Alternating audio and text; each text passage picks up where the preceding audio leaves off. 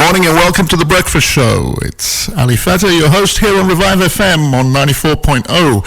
And we're broadcasting live from our studios near the Olympic Stadium in the East End of London. So good morning and welcome to everybody out there. And today we have a very interesting guest. As part of what we're going to be doing on The Breakfast Show is gearing up for the London Mayoral Elections, which are due to be held in May of this year. They were postponed last year due to the pandemic.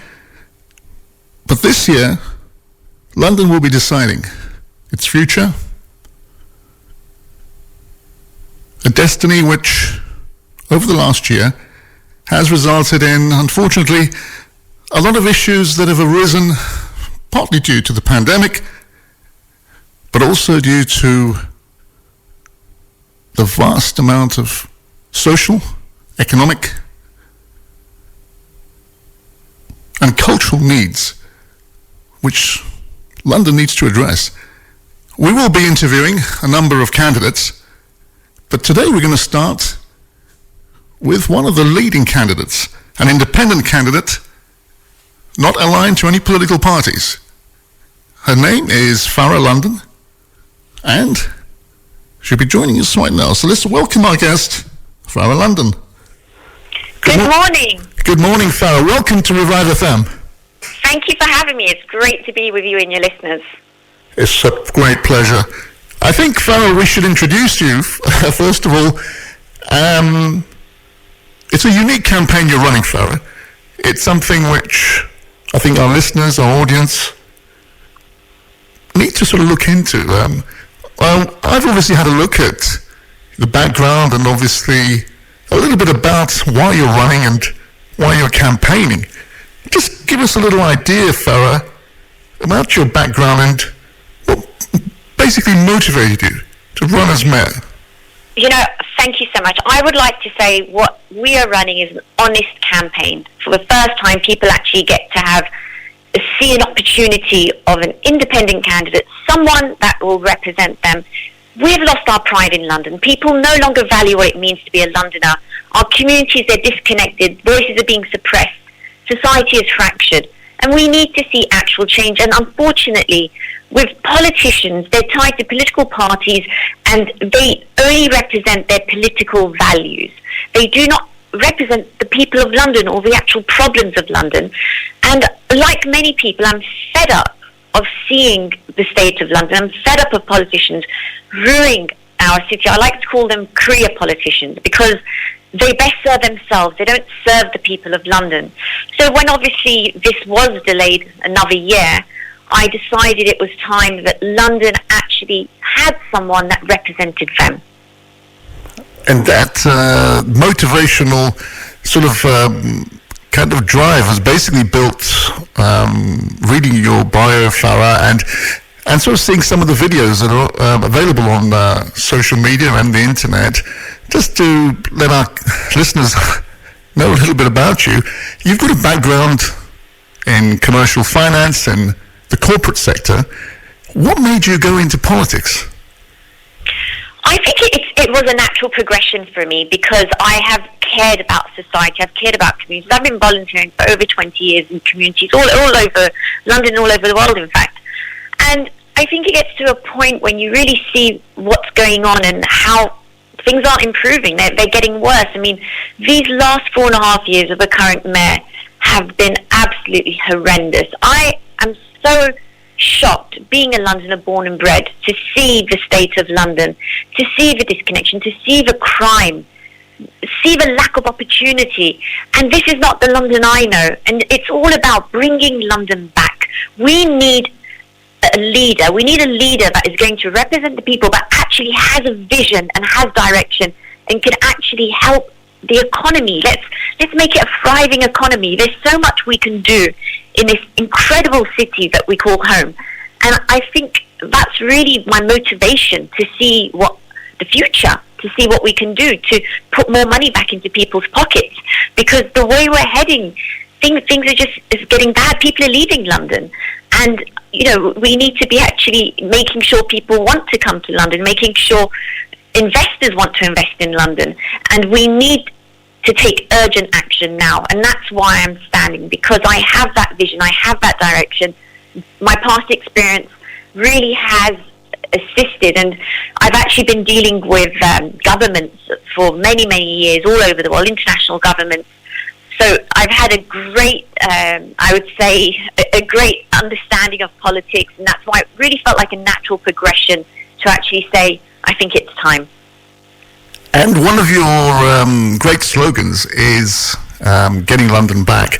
A very interesting one. It's definitely something that stands out. It's eye-catching. If you look at any of the information out there on social media, it really does stand out. It sort of encourages somebody to find out a little bit more about what you mean by that. And one of the things I picked up on, Farah, and just maybe you can elucidate on this matter, is you believe that London is for not only those who are born in London or raised in London, but for those who've made London their home. And that's really interesting, considering what's happened over the last year with basically Brexit happening. You want London to be for Londoners, even those who've made it their home even for a short amount of time. And this is a message I think really does stand out. How do you feel with that kind of sentiment, considering you were born in London, you're raised in London, you've lived and worked in London? How do you feel about those who've just recently made London their home? How would you embrace them as part of London? At the end of the day, it's simple. If you live or work in London, you're investing in London, and you're a Londoner. You don't need to be born and bred in London to be a Londoner. You live there. I've talked to so many people, and I say to them, you say, people like, oh no, where are you from? Oh no, I'm not a Londoner. I'm from Brazil. Oh no, I'm not a Londoner. I'm from Romania. And you say to them, why are you not a Londoner? I said, do you live and work here? And they're like, yes. I said, then you're a Londoner. And the joy in their face, they say, really? Can I be a Londoner? I said, of course, you are a Londoner. You live and work here.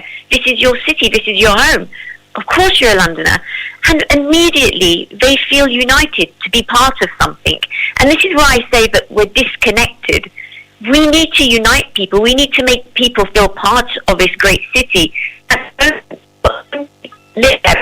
I've spoken to people who've lived here over 30 to 40 years, and they say, oh, no, I'm not a Londoner, I'm from Nigeria. And I'm like, well, why are you not a Londoner? They said, because I wasn't born here. I said, you don't need to be born here to be a Londoner. You're part of this city, aren't you? You live here, you work here, your family's here. And they go, yes. I said, well, there you go. And this is my message. And I really want us to unite under that banner, because we are all Londoners. We are all invested in this city together.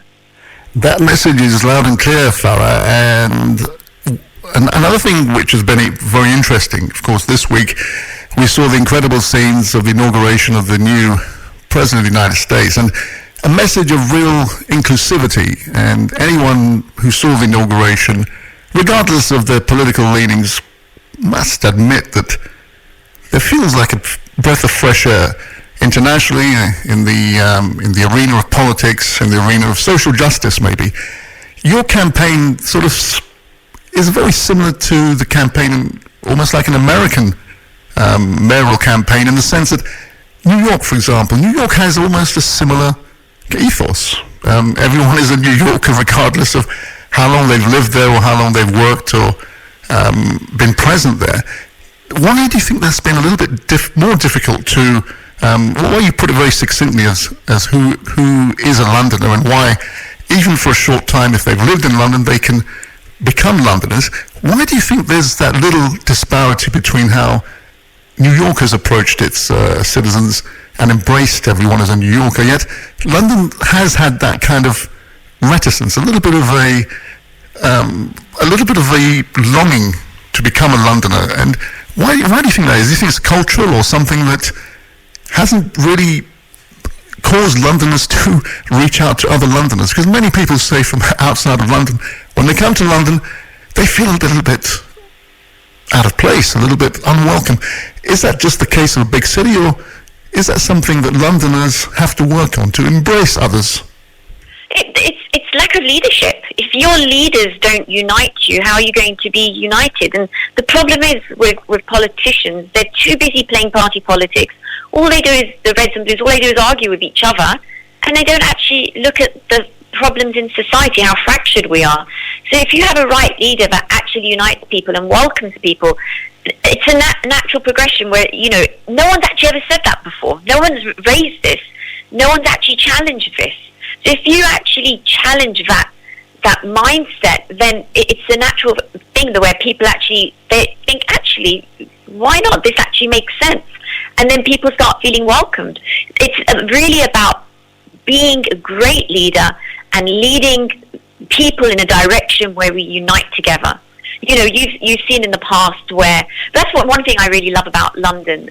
You saw obviously unfortunate circumstances whenever we've had terrorist attacks. I remember, being in the heart of it, and everyone united. It wasn't matter where you're from. Everyone was together. Everyone was helping each other. And I think I really love the time of the London Olympics, because that's when you saw London united and London proud. I want to bring that pride back into London. I want people to feel that pride again, because we have lost that pride. We have not felt that way in years. And it's about leading the people to feel that way, doing policies that will actually better London, better people's lives, help youth to actually feel part of the future. The problem is our youth now, they feel no direction, so they don't know which way they're heading. So if you can actually address all these problems in society, you're actually going to see a new generational change. Indeed. And what really is interesting there, Farah, is you mentioned the London Olympics. When anyone who comes to Revive FM studio will know, just passing by the Olympic Stadium gives that immediate sense of pride, that immediate sense of not only a nostalgia of the 2012 Olympics that really put London at the forefront, exhibiting all the best values, all the best cultural, diverse, but also the natural beauty and the natural culture of the people.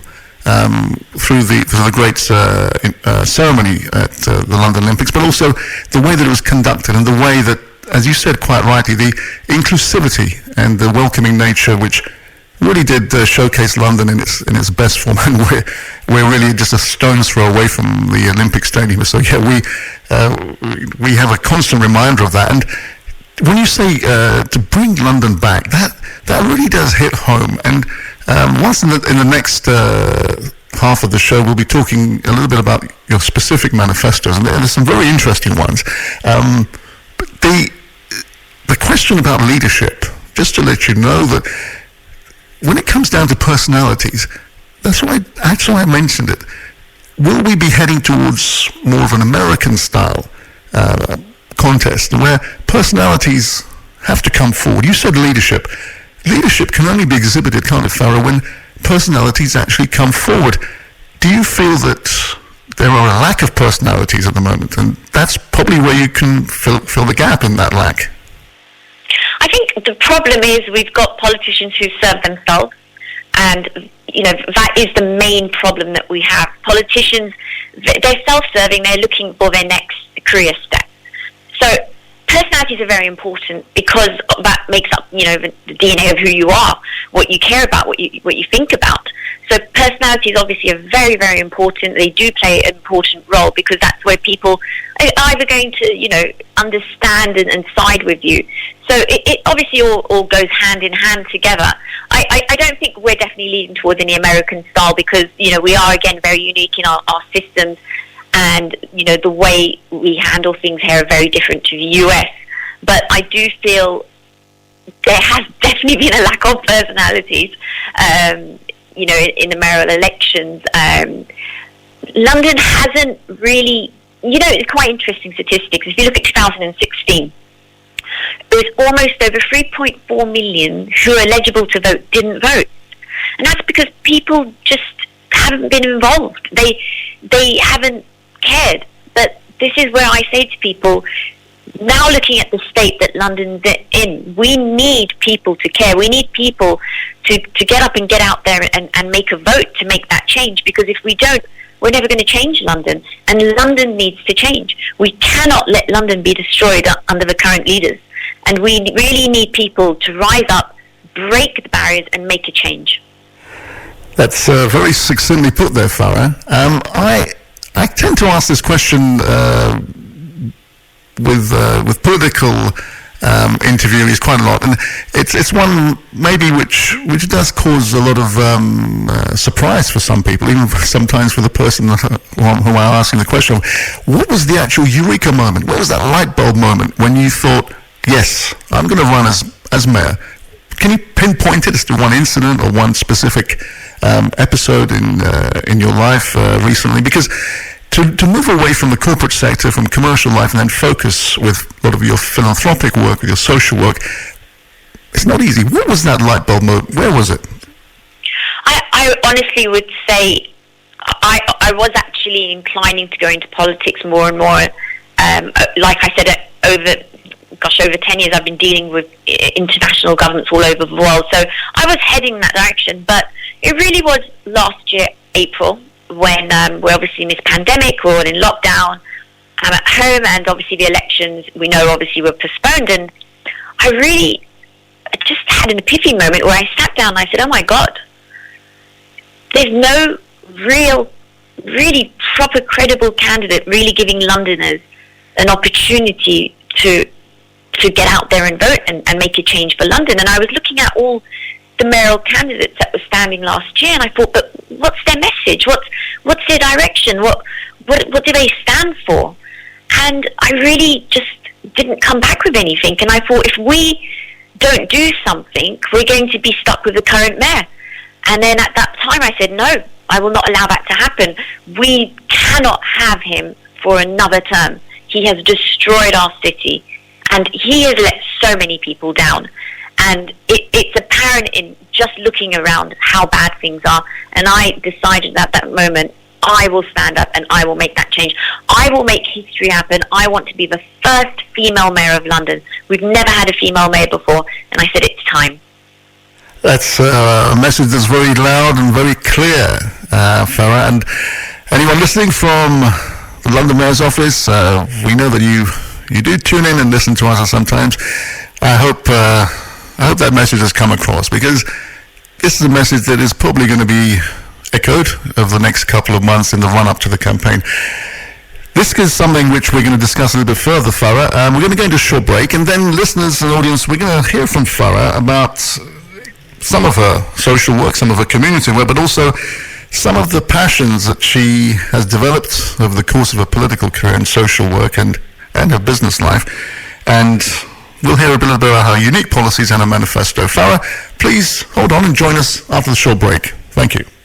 Someone on your street, at your supermarket or in your park is highly likely to have COVID-19.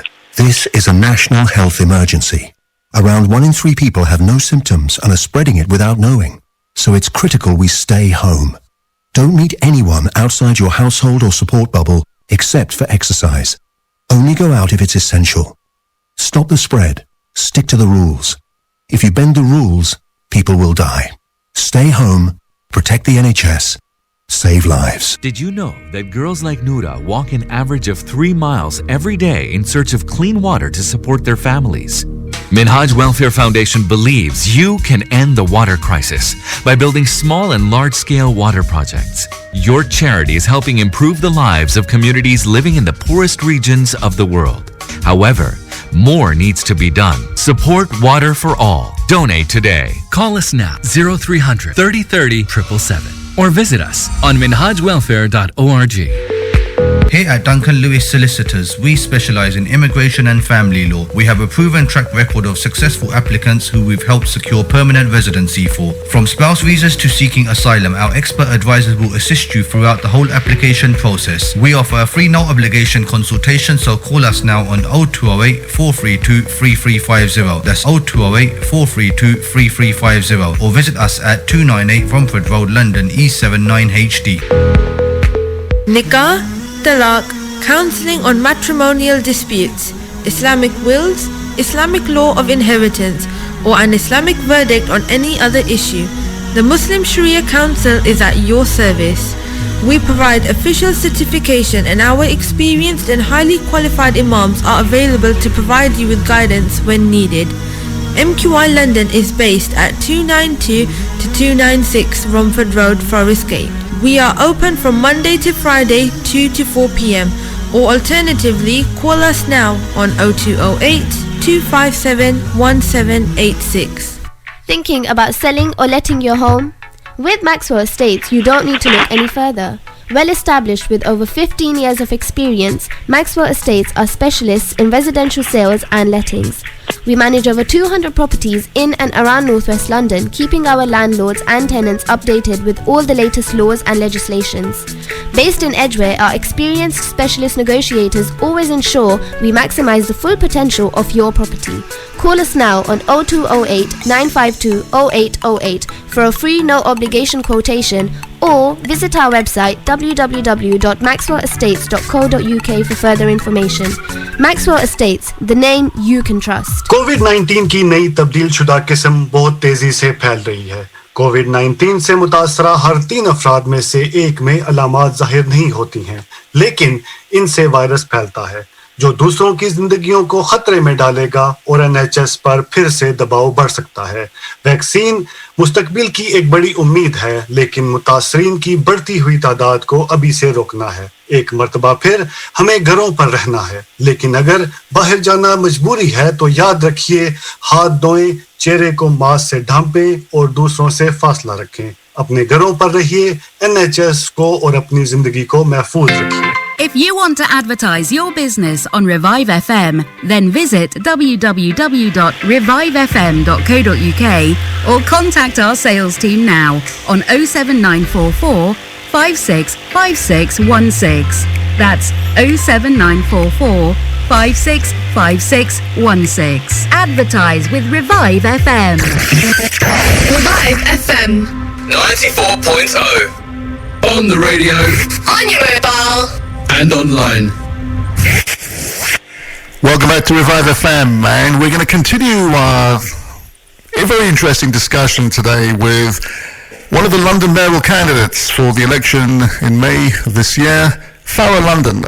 Let's pick up from where we left off. Farah, thanks again for rejoining us here.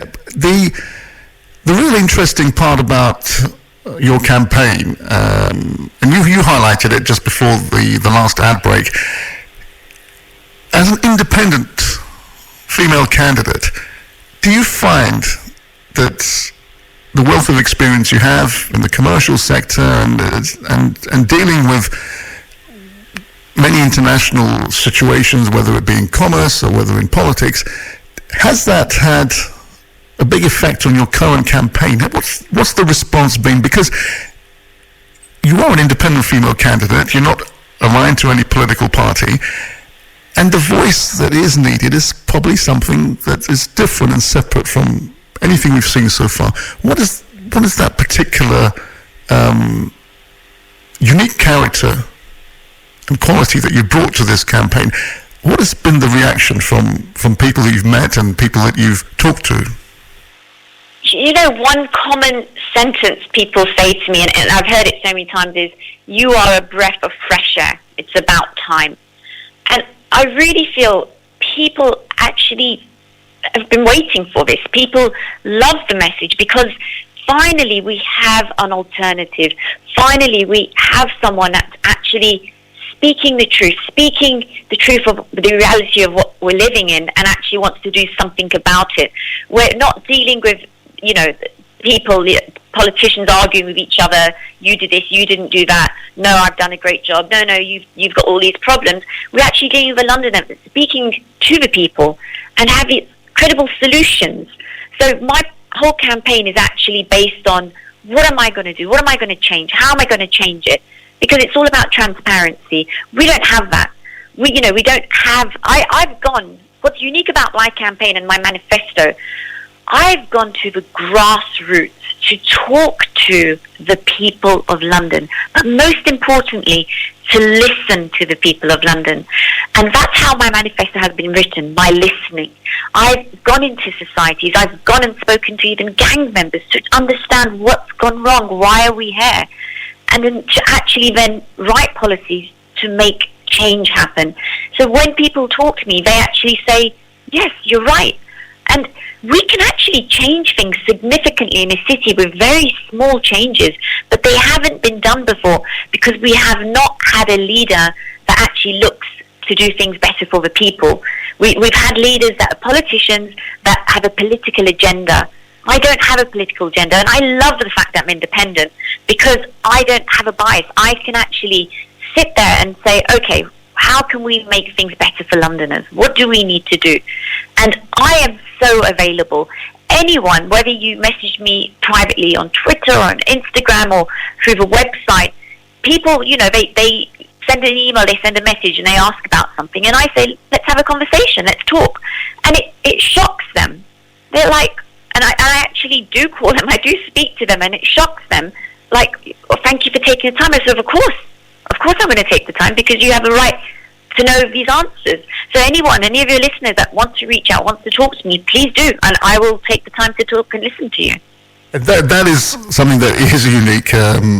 Anyone, listeners, audience, if you were to look at Farah London's campaign, which is readily available on social media and through our website at www.votefarah.london, and of course, towards the end of the show, Farah, we'll have more details given to our audience as to how to reach you, because that is an incredible avenue to have available to actually correspond with, in this case, a candidate. But it's about communication, which I feel that you're very in tune with. Do you think, in some part, that's because of your experience as being a Conservative Party campaigner previously? Obviously the essence of campaigning is a little bit of a fine art in a way. Did the fact that you were a campaigner for the Conservative Party, did you think that gave you a little bit of a jump start in getting organised? No, because actually there's many campaigns for Conservatives and they don't have the knack of campaigning. It's obviously that they're doing it for their own personal gain. I actually love people and I love talking to people. I love so much just interacting with people, interacting with strangers. That's part of my personality. So it's natural for me wanting to talk to people. There's current political candidates who hate talking to people, and they would never want to knock on the door to talk to anyone. They would run off. They would come and take the photo and run off. So I'm not like that. I like to take the time. I love, obviously we can't campaign anymore, but I used to love knocking on the door and just listening to people. And it really has enriched me to just really understand more about people, more about problems. There's so many problems, and they're unique problems. You can't categorize these problems. Everyone is suffering in a different way. And, it's so important to actually just understand different parts, different cultures, different understandings, what's going on everywhere. To really, I want to be the most accessible mayor, where people actually can really reach me. I want to be the most, the mayor that actually takes the time to actually talk to people. And, as an ex-mayor of London, that's something I will continue to do. Because for me, being a mayor of London, it's a responsibility. When you decide to be mayor of London, when you take that seat in office, you are now representing the people of London, not yourself. So you're there to serve people. And I want to be the first mayor that has taken that seat and is there ready to serve the people of London. Yeah, the element of public service, it comes across very, very loud and clear, Farah. And in terms of what you aspire for Londoners, there's a connection there and a love of people. I always find it very interesting when I see politicians, and I'm sure a lot of people think like this also, when you see politicians who are very detached from the very people they need the support from, because to be natural, to be real, and to be genuine, you said it, you hit the nail right on the head, to be transparent and to be almost reachable, to be able to connect. Now, here's a funny one for you. Let's see what you make of this.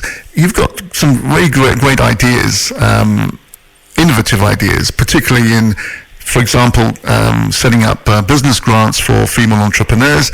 Also, with philanthropic work, with the homeless, through charities, through mentorship for the affected youth, and general mentorship schemes with the youth of London, working with the inner city, working to battle knife crime, working to provide a solution even for the tech industry. That's these are unique policies, and you can tell us a little bit about that in a little while. But these unique policies have to be transmitted, and we have the current Prime Minister, and as an ex-mayor of London, served 2 terms. Whatever anyone can say about Mr. Boris Johnson, he had an ability to communicate and relate to people. People, for whatever reason, they do find his personal qualities, his personal touch, very affable. The way he is, his personality.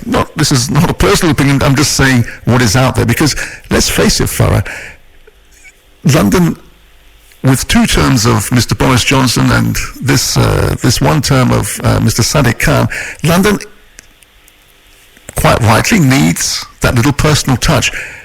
Did you think that Mr. Boris Johnson, for example, do you think that his legacy as being a personal, affable personality, does that appeal to Londoners really?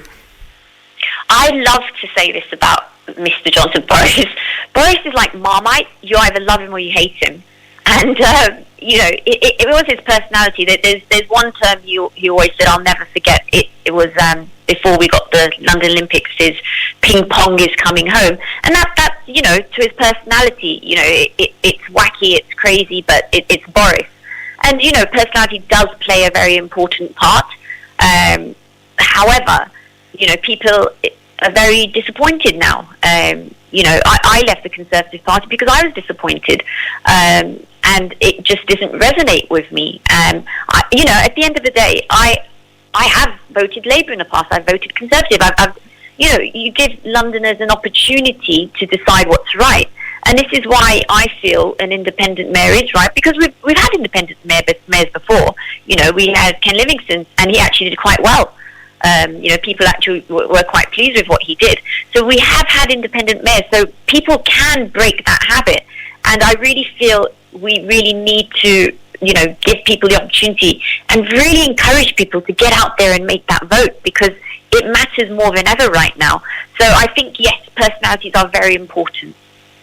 And you actually reaching out to the community, since you announced your campaign in October of 2020, since then, one thing that really stood out was the kind of unique style of campaigning.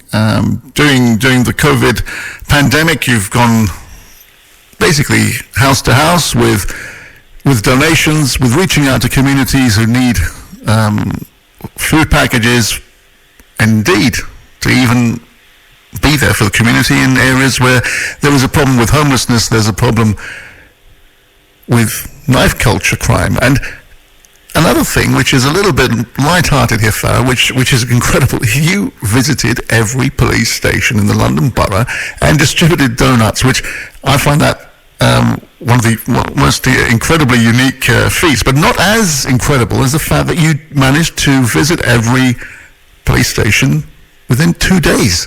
And your campaign manager told me that it was achieved primarily because you've got that great relationship with the London black cabs, and that facilitated this in terms of the logistics. And because I was trying to figure out how did that actually happen, to get with the London black cabs and the taxi drivers to relate to them, who are basically an iconic part of London, given the fact that the current mayor has had an ongoing spat with, say, the cab drivers, and at the moment he's got an issue regarding the so-called traffic lanes, which have been flagged up and been basically called as being unlawful. Things like that, to reverse that kind of mistake which has been done, to unravel it, do you feel that things that what you've done to reach out and get iconic workers and members of the London community, like the black cab drivers, plus also people who who you've also reached out in other fields, such as the police force. And again, a very iconic part of the identity of London with the police presence as a friendly yet assertive and capable authority that is visible yet discreet. You've managed to galvanize both these entities. Tell us a little bit about how this came about, because that is a real sort of diverse approach from what any other London mayor has done. How did you do that, Farah? Well, it's quite simple. I'm passionate about these things. You know, I care about them. I mean, black cabs, I've been using black cabs for over 26 years because they're safe, you know, and, you know, they've done the knowledge. The black cab industry, they've been going since the 1600s. It's the most iconic, you know, transport system in London. People come from all over the world to take pictures with black cabs. And they've done the knowledge. The knowledge takes years and years of commitment to do, but they've done the knowledge. They get you from A to B the quickest, and you get a great conversation along the way. And the current mayor he's pushing their trade out. He's making it obsolete. And of course they're upset. Of course they're enraged, because they've invested years and years into this trade, and they're finding day by day they're being pushed out of the trade. These ridiculous LTNs, road closures, I call it a massive social divide, because what's happened is they're pushing all the traffic into the, you know, less affluent areas where they're suffering with increased pollution, and then you've got affluent areas where, you know, it's great for them, but what about the other people? Unfortunately, you know, one girl lost her life, you know. So we clearly have a problem going on with these LTNs, and I plan to rip them out because it's not doing any justice. And as we've heard this week, it's unlawful. So I have a natural passion for the black cabs. With the police, I love our police because I've been all over the world and I've seen police, and they can be very scary in other parts of the world. But our police are always approachable. They're not aggressive. They're approachable. They're there to protect and serve us. They go in, day out, and they take abuse from people. Now, would anyone in their right mind do a job where they have to go and they'll get abused, spat at, harassed? You wouldn't do that, because the mental toll it would take on you, you know, you'd be in pieces. But our police, they get up and get on with it. They don't complain. And I remember growing up, the respect you would have for police. Our youth don't have that respect anymore, and I want our youth to realise actions have consequences. We need to respect our police. And then during everything, we've got our frontline heroes. Our frontline heroes have been at the forefront of this pandemic, and no one mentions the police, and that's why I thought to myself, no one's actually thanking the police just to say thank you, and they're also on the front line day in, day out. And I decided I would go visit every police station and give donuts with thank you and hero on. And literally, yes, we went around all the police stations in 2 days. Ironically enough, we went in, we planned it as a donut. So we did the inner circle on the first day, and then on the second day we did the outer circle, like all over the M25. And it was physically exhausting, but because we went with a black cab, he had the knowledge. He knew exactly where he was going. He knew exactly where to take us, so we didn't waste any time. We quickly got from one police station to the other. And it was just so incredible to go to the police stations and see how appreciative and shocked they were. And they just said, thank you. I mean, I'll never forget this. I believe it was in Harrow. There was one police station I went to, and I obviously, you know, dropped off the donuts. I think by that time that must have been the 32nd police station we visited. And the police officer at the desk just looked in absolute shock and said, can I be honest with you? You've made my day. This is the first time today, and it was probably at that time 5:45 p.m. This is the first time I smiled today. He said, thank you so much. Small, kind gestures, whether it's to, you know, your frontline heroes, to your neighbours, to anyone, it's so important to just let people know you appreciate them. A unique touch, indeed. We're going to a short break. Farah, stay with us, and then in the last segment of this very nice discussion we're having with you, Farah, we're going to hear from any manifestos and policies which you particularly like to talk about in a little bit more detail for our listeners and audience. Join us after a short break. Thank you. Minhaj welfare foundation में आपका अतिया जिंदगी की उम्मीद आपकी मदद से मुमकिन हुआ। दुनिया भर में 30 लाख से ज्यादा खवातीन, बुजुर्गों और बच्चों तक साफ पानी की फ्राहमी, मुतासरा इलाकों में हंगामी इमदाद, यतीम और बेसहारा बच्चों की दादरसी। इस साल हम आपके ताउन से और आगे बढ़ना चाहते हैं। अपनी ज़कात, सदकात और खैरात के जरिए इन मंसूबों का हिस्सा बनिए। अभी कॉल कीजिए 0300 3030 777 या हमारी वेबसाइट विजिट करें www.minhajwelfare.org. Amigos, the signature name when it comes to burgers and shakes. Our succulent burgers are prepared in front of you while you wait.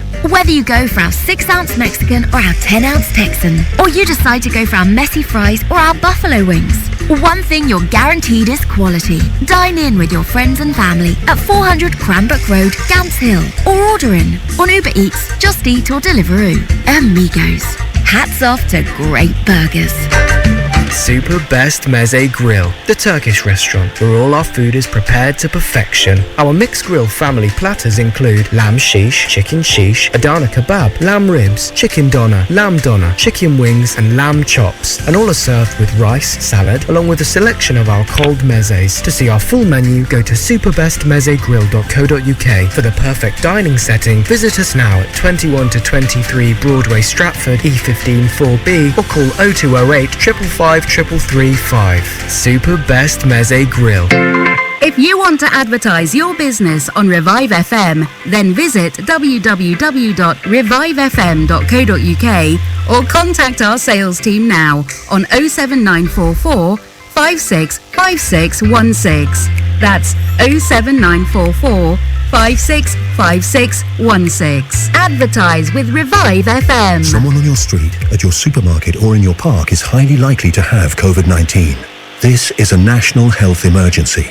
Around 1 in 3 people have no symptoms and are spreading it without knowing. So it's critical we stay home. Don't meet anyone outside your household or support bubble except for exercise. Only go out if it's essential. Stop the spread. Stick to the rules. If you bend the rules, people will die.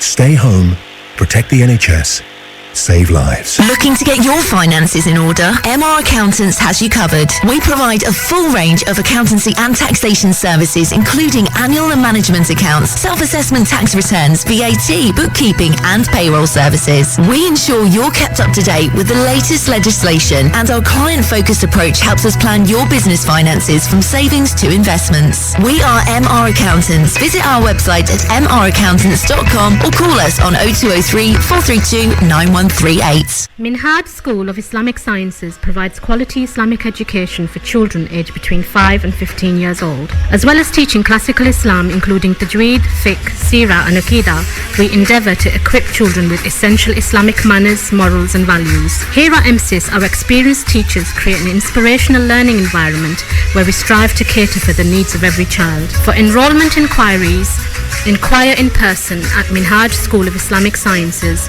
Monday to Friday, 5 to 7 p.m. at 292-296 Rumford Road, or email admin.edu_london@minhajuk.org.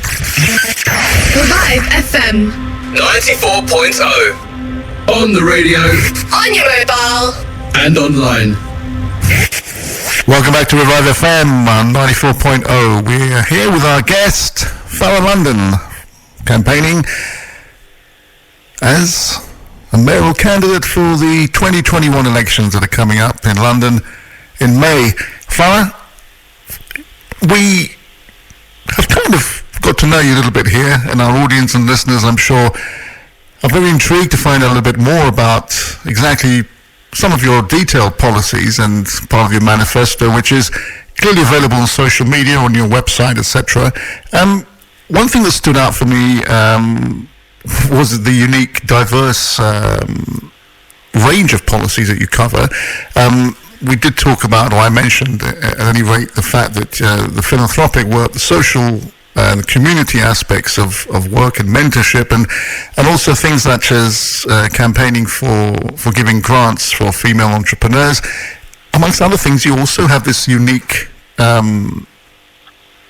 idea of inclusivity for pets as well. This is a very interesting topic here, because pets are an integral part of everyday life for a lot of people. People love their pets, and in London in particular, one thing that has really been a sticking point is how the life of pets and their owners to enjoy their pets has been kind of restricted by some of the existing protocols for property owners or tenants or letting agents, etc.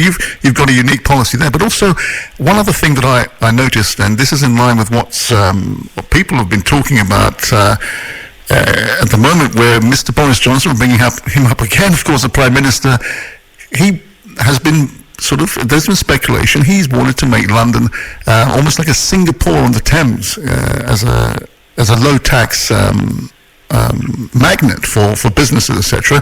One of your ideas is to make London a tech capital to compete with Silicon Valley in California. That's an interesting one. Feel free, Farah, to divulge a little bit more on the policies that you really want to bring home to our listeners and audiences, something that really is going to make an impact. Of course. So I've got so many, my policies I've really taken the time to go into. But yes, as you mentioned, Tech London I see as being the second largest tech city in the world after Silicon Valley. If you look at Silicon Valley in 2019, their output was 275 billion. So just imagine being the second largest tech city. We are strategically, geographically placed in the right place. We can do this. We can achieve this. And this is going to create jobs. This is going to create a wealth of the greatest minds coming to London to be innovative and to really change the face and landscape of London. And in fact, it will catch on. It will go throughout the whole UK. So my idea is, we obviously have a mayoral budget, but I plan to think outside the box and actually bring more money into the economy, not just work on a budget that's given to City Hall. I want to bring more investment so we can actually better the lives of Londoners throughout society. So I plan to make coding academies. So whatever age you are, whether you're 45, whether you're 16, whether you're 29, and you decide, okay, I want to get into tech. If you want to become a coder, whether it's front end, back end, we will teach you for free. We will give you that, so we can actually then have a talent pool ready for when investments start coming in and tech companies start coming. We have that talent pool here, because right now people are going to places like Romania or Indonesia to get things coded. Let's keep it all here. And it's so important. We need to bring foreign direct investment back into London. That's something that I really plan to drive on, because in the last years it's completely gone. We really need to make sure jobs. We need to make sure people get into jobs. We're so COVID, the pandemic, has really caused so many problems for so many people. So we need a mayor that actually has a plan that's going to work, and it's going to get people into work. It's going to help give them the grants, give them the education that they need to actually start something, start a career, and actually rebuild the economy. And that's a message that really does resonate, particularly with the youth, Farah, because anyone would know that the most difficult part, particularly during this pandemic, is to motivate the youth, to motivate the impressionable, because there doesn't seem to be a very clear route for career paths, for natural reasons. It's the whole pandemic has thrown a lot of the established methods of natural inquiry and natural progress in terms of education and career ambition. It put a big question mark there. But tech is something which is resoundingly intriguing, interesting, and necessary. Tell us also about the very fact that if you want to attract investment to come in London, where do you see the impact of Brexit having on that? Because this is something hasn't really been talked about at all, because London was meant to be free from the effects of Brexit, and the very fact that London is London, one of the most vibrant cities in the world. Do you think that the tech sector in particular would be the real magnet to get people to come in, regardless of Brexit, regardless of any of the repercussions or the consequences, which we haven't seen yet? It's definitely going to be one of the magnets that will definitely attract people from all over the world. But I'm really glad you asked this question, because this is where I actually let people understand it. Yes, Europe's very important. They always will be in alliance and a partnership. However, what about our Commonwealth countries? Why are we not talking about our Commonwealth countries? My plan is to create a program called City to City, where we will create business tunnels throughout cities all over the world, working with other mayors in other cities, especially with the Commonwealth group of nations, so we can actually have it's a natural alliance. They have been our partners for so many years. Let's work with the Commonwealth countries. Let's bring them into our city. Let's encourage investment coming from the Commonwealth group of nations. This will really change the face of London, change the dynamics. And I guess if anyone wants to look at your social media, Farah, and you're on Twitter, you're still on Twitter. You're always going to be on Twitter. Hopefully, not like some other politicians. And the recent spate of political commentary and the whole movement of what is acceptable that can be said, cannot be said.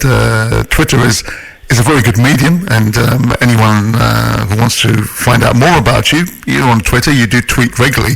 One thing I noticed in there was basically the reaching out that you do on a constant basis to appeal to other cultures, to other creeds, the diverse nature of London in particular. There's a spiritual element in there as well, which I've noticed. I mentioned the thing about the fact about the pets, because someone I spoke to about and said that you were coming on the show, and she looked at your bio independently and said, "Wow, the pet." Because it's one thing, someone who's not interested in politics, for example, doesn't really get into the nitty-gritty of political discourse. It's the human touch, and that part was interesting, I thought, as part of your manifesto. It's an important touch because it appeals to those who are not really totally engaged with politics in general. It's almost like a catalyst, and to know a little bit more about you. Another thing which I found interesting, and on your social media was displayed, and it's on YouTube as well, was the fact that you do have reaching out to communities of all types in London, and the diverse nature of reaching out to members of all faiths.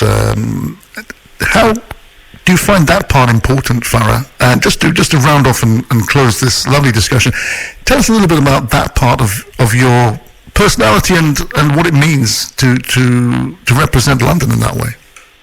Because that's what London's about. London is about cultures, different cultures, diversity, and that's what makes London so special. So of course we need to celebrate culture and diversity. We should not have anyone having to feel ashamed or having to hide their cultural beliefs and things. We need to be helping to empower these cultural beliefs and actually help understanding with other people, so people understand the different cultures.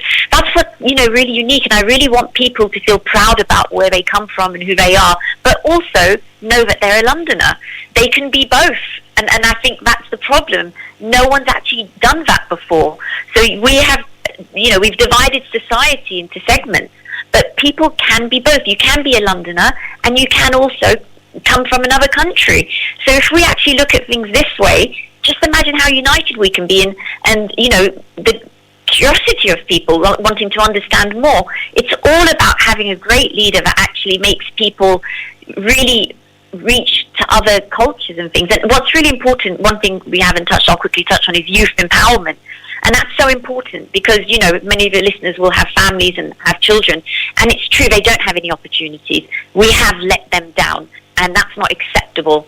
So I plan to make these incredible academies, performing arts and creative studios firstly. So from the age of 8 to 21, whatever you want to do, whether you want to get into singing, dancing, acting, filmmaking, coding, or even sporting academies, we're going to teach you that for free.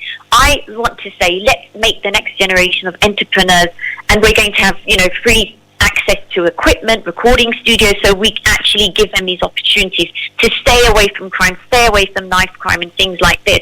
And then I like to say, instead of spending millions and millions on foreign players, let's make it homegrown. Let's make the next all-stars of our future from London. I think that's so important. There's going to be change coming to London. People have been calling me the Giant Slayer. It's quite an interesting term, but yes, I am the Giant Slayer. I'm planning to take down these stereotypes and take down all these things that we've lived by and actually change things in London so we can actually live better, safer and united. We're all looking forward to this campaign, Farah, and on behalf of everyone here at Revive FM, first of all, thank you so much for giving your great insight into your campaign, and naturally we'd like to talk to you again. Please stay in touch with us. We'll stay in touch with you, and very nice of you to give our listeners, our audience, a real glimpse of what is in store. It's something refreshing, something very different, and anyone wants to look at your social media and your website, the slogan is there. Bring London back. And once again, Farah, thank you so much. Have a great weekend, and thanks for joining us. Thank you so much. It was a pleasure to talk to you. Thank you.